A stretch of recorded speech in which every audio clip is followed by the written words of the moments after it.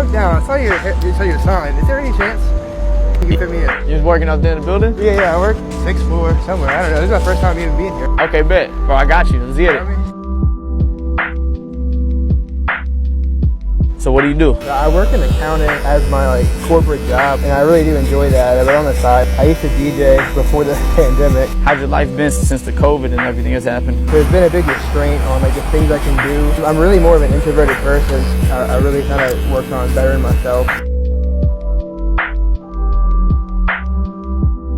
Could you give me some insight on what you got you into this?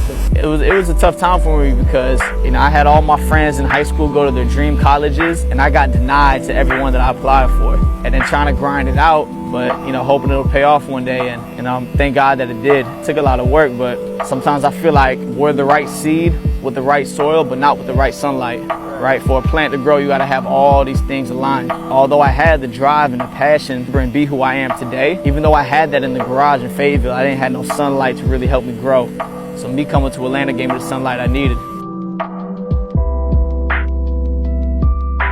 You get nervous meeting new people? I get really nervous. I have a little bit of social anxiety, and that's why I kind of push myself. I mean, even this was a big test. Like having social anxiety, how do you work through that? I know, deep down, that there are so many people in the world, and that no one's focused on what I do. Putting myself in situations where I'm forced to meet people, forced to talk to people, put my feet in the water so I get a little more used to it. See, man, I think a lot of the things that we think other people are thinking, most of the time it only lives in our head. I think sometimes our own thoughts will scare us away from opportunities to meet other people.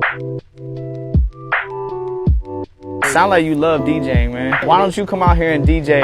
I left the DJ equipment. My brother has that. So why don't you get him to ship it? It's not a huge investment if you're going to use it often, So what we waiting on? When you actually sit down and think about it, there's not much stopping me. Well, if that's what you love, you got to make it happen. Just talking to you, I know you got a passion for it. Perfect opportunity is non-existent. You got to make shit happen what you have now, and then everything else will fall into place. But I had this notion going in. I needed a higher paying job to really pour into this equipment so I can make the sounds that I wanted to make. When I first started cutting, I ain't had the best clippers.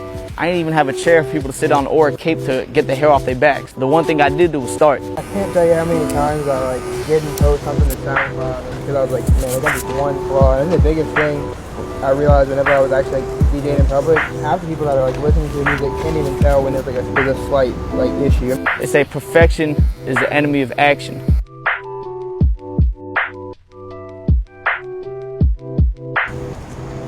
Nice. About to walk back into that office, man. Brand new.